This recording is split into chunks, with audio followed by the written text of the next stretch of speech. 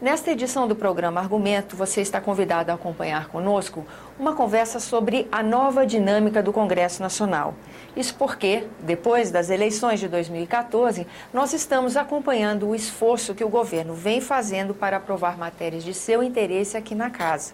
No entanto, tem encontrado uma oposição diferenciada da dos últimos tempos. Afinal de contas, como funciona essa nova dinâmica, o que está acontecendo aqui no Congresso Nacional? Quem fala conosco sobre o tema é o senador Aloysio Nunes Ferreira. Senador, muito obrigada pela sua presença aqui no nosso programa. Realmente parece que das urnas apareceu agora na Casa o surgimento de uma oposição mais aguerrida, mais articulada. É isso mesmo que está acontecendo? O que está acontecendo é algo que não acontecia no passado, não aconteceu no passado, a não ser em raros momentos, que é uma confluência entre o sentimento muito difundido na opinião pública e a oposição parlamentar. A oposição brasileira é uma oposição muito presente no parlamento e presente em muitas administrações, nos governos estaduais, prefeituras, mas a sua face mais visível é a oposição parlamentar, na Câmara e no Senado. Ao longo desse último ano, especialmente durante a campanha eleitoral, produziu-se uma conjunção entre a oposição parlamentar e um sentimento muito difundido entre os cidadãos brasileiros, um sentimento de esgotamento do tipo de gestão, do modelo de gestão, da forma de gerir a economia, de gerir a política do PT. Não é? O esgotamento, chega, não dá mais. Esse movimento foi muito forte e mobilizou os setores mais, digamos, mais informados da população, das grandes cidades, setores mais dinâmicos, que dependem menos do Estado, não é? E que deu ao candidato da oposição, o senador Aécio Neves, uma votação muito forte. A chapa, né, senador? Pois é, eu fui vice, ajudei um pouco na medida do possível, mas o fato é que houve essa conjugação, não é? E nós estamos trabalhando para que ela se mantenha, utilizando com mais desenvoltura do que fazíamos antes, por exemplo, as redes sociais. Uhum. Né? Agora, nós na tribuna sempre tivemos presentes. Hoje mesmo está voltando aqui ao Senado o Álvaro Dias, que é um paradigma de um senador presente. Eu atuo também muito na tribuna, o senador Aécio, cuidando da organização do partido e também presente, especialmente abordando as questões federativas na tribuna. Mas o que aconteceu agora é uma junção entre a oposição parlamentar e a opinião pública. Mesmo porque a sessão que nós acompanhamos nos dias 3 e 4 de dezembro, essa foi uma sessão considerada, inclusive, histórica, né? Uma sessão longa, de resistência, de muita crítica, onde se pontuou muito divergências que apareceram nas campanhas presidenciais e que, no entanto, acabam surpreendendo, vamos dizer assim, a oposição, a maneira como a situação agora conduz temas que, ao longo da campanha, pareciam que iam ser conduzidos de outra forma.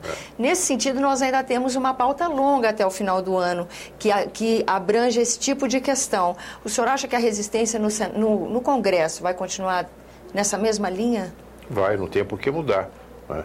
O tema que da discussão dessa sessão histórica, como você diz, e realmente foi a mudança da Lei de Diretrizes Orçamentárias de 2014. Veja a loucura que nós vivemos. A Lei de Diretrizes Orçamentárias deveria ter sido aprovada em julho, até o recesso de julho deste ano. Não foi.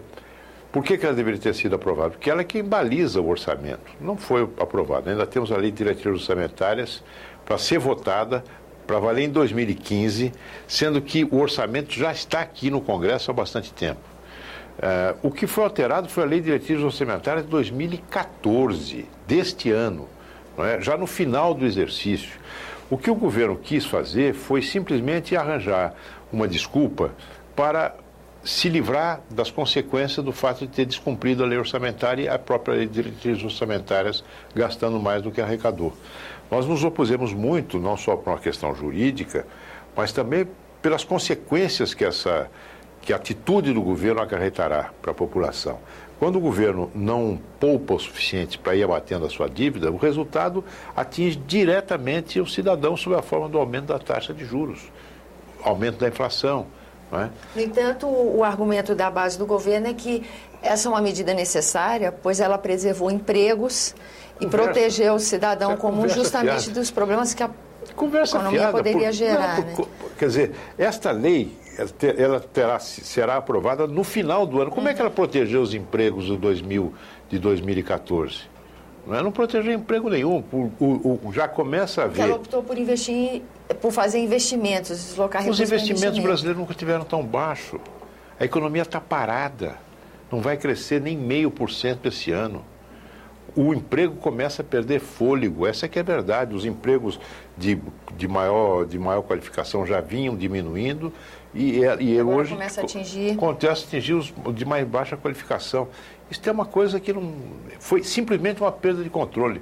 Tanto é que a ministra do Planejamento esteve aqui no Congresso, na Comissão de Orçamento, na Comissão de Assuntos Econômicos da Câmara, e disse em novembro que estava tudo em ordem, que a economia estava sob controle, não havia, os gastos públicos estavam sob controle, coisa nenhuma. Mas isso não aconteceu. Simplesmente houve um estouro realmente das contas públicas em razão, entre outras coisas, das eleições.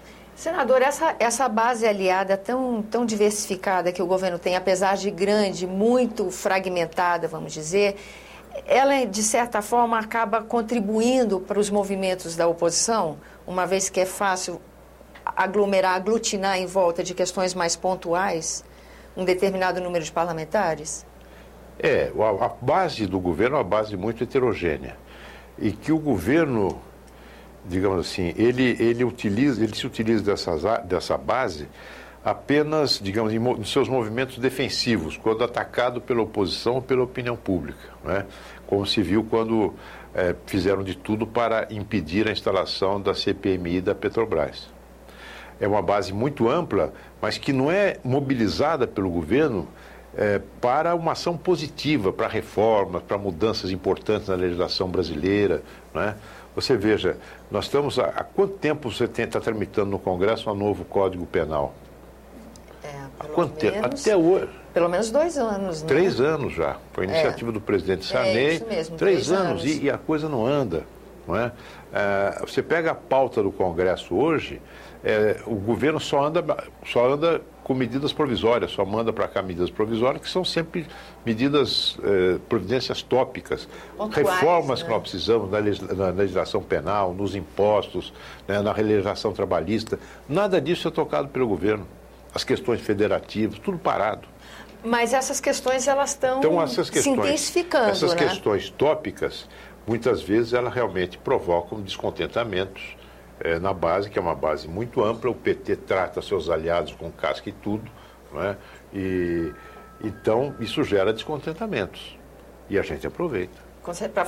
Para poder barrar as iniciativas que nós consideramos contrárias ao interesse público. E agora, com essa conectividade maior, com essa interação maior das redes sociais, como o senhor mesmo mencionou no início da nossa entrevista, a expectativa de quem acompanha a política no Congresso Nacional é de que a gente veja essa oposição mais atuante, mais combativa?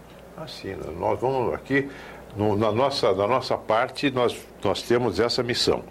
A missão de vigiar o governo, a missão de controlar o governo, a missão de denunciar o que está errado. Essa é a função da oposição. Uhum. Quem ganha a eleição presidencial é o governo. Quem perde tem o dever, para ser fiel à votação que recebeu, de ficar em cima. Exatamente, quem ganha com tudo isso é a sociedade, né? Porque o sistema democrático funciona com ponto e contraponto, com um lado e outro, é o do governo e a oposição, né? Em busca de um equilíbrio, de um mínimo denominador comum que faça as coisas avançar. Mas o governo, para isso, tem que ser um governo aberto à crítica. Infelizmente, o governo atual é um governo fechado às críticas. Críticas, inclusive, que vêm das suas próprias fileiras. A presidente Dilma é uma pessoa que leva na mais alta conta a sua sapiência, a sua sabedoria, não é? E ouve pouco a sua própria base e, sobretudo, ouve pouco o que o povo brasileiro está falando. As respostas que ela dá são respostas que saem, digamos assim, fora do foco. Senador, eu agradeço aqui sua presença no nosso programa. Obrigada pela análise que faz desse momento que vivemos aqui na casa. Muito obrigado, eu que agradeço.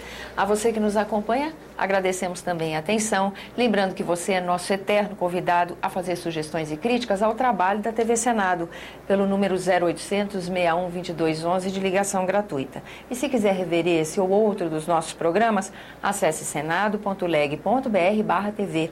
Até a próxima.